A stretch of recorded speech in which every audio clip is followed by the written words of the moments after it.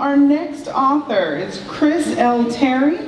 He's a writer who spent his late teens, not your last teens, your late teens and early 20s touring the U.S. and Europe singing in a punk band. He is the author of the novel Zero Fade and has a fiction writing MFA from Columbia College, Chicago. He lives in Los Angeles. And maybe you'll sing a little tune for us?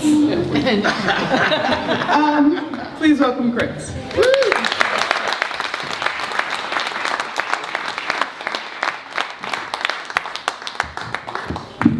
How's it going?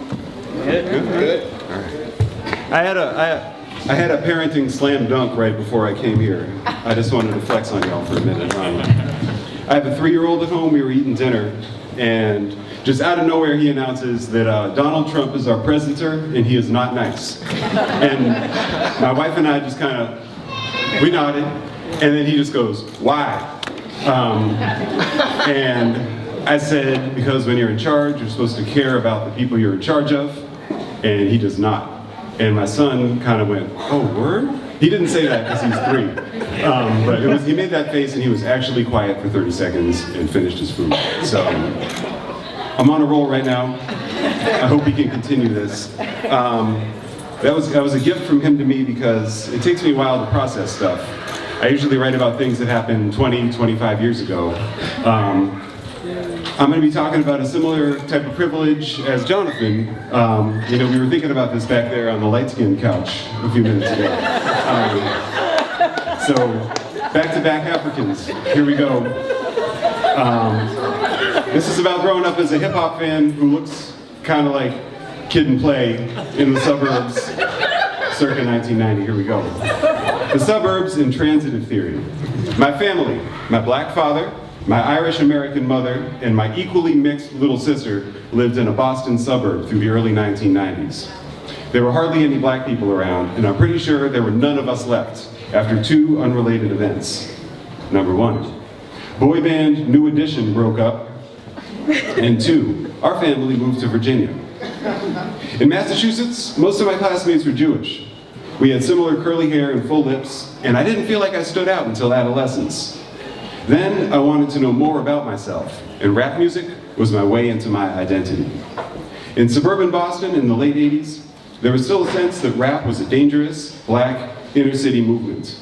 And even when I was only 10 years old, classmates would crinkle their noses and ask why I liked it. This created a conflict for me, a black fish out of water. While listening to controversial music appealed to my budding rebelliousness, I was drawing connections using the transitive theories that I was learning in math. If rap equals black, and I equal black, then I equal rap. Cool. If rap equals black, and rap equals not around here, then black equals not around here. Uh-oh. And if I equal black, and black equals not around here, then I was in a hostile environment. The next section is called Realist Babysitter Alive.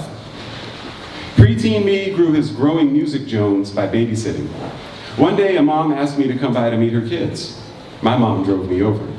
We both felt a little bit weird going in because this woman was a stranger and the first person to ever request an interview. Maybe that's why things got awkward, fast. The prospective client wanted to talk to me more than she wanted to see me hanging out with her kids. I stood in the foyer while my mom hovered by the door.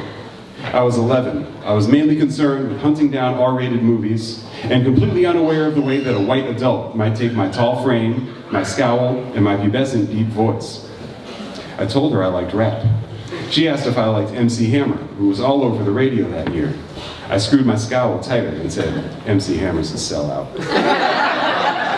My mom's palm slowly rose toward her forehead. The interview ended a couple minutes later. In the car, my mom told me I'd blown it. I said I didn't care. Keeping it real can mess up your business, be it music or babysitting. But as someone who was linking his hip-hop bona fides to his wobbly new black identity, I skewed toward the most hardcore gangsta and political rap I could find. This led to conversations like this with my father. Hey, Dad, if hoe is short for whore, is it spelled W-H-O like who? Dad, I think it's just spelled H-O, but don't say that word. Your mother will be upset. Okay, but that messes up alphabetizing it, right? Look, son, I don't think hoe is in the dictionary, but really it's just best to not say it. Last section. It was 1991, the day after Christmas. I was sitting in the family car while my dad was in the grocery store. I'd stayed behind to listen to Check the Rhyme by A Tribe Called Quest. The source, and every other scrap of hip-hop media that I could find, said that this album was a big deal. And I liked Check the Rhyme when the Fly Girls danced to it on In Living Color.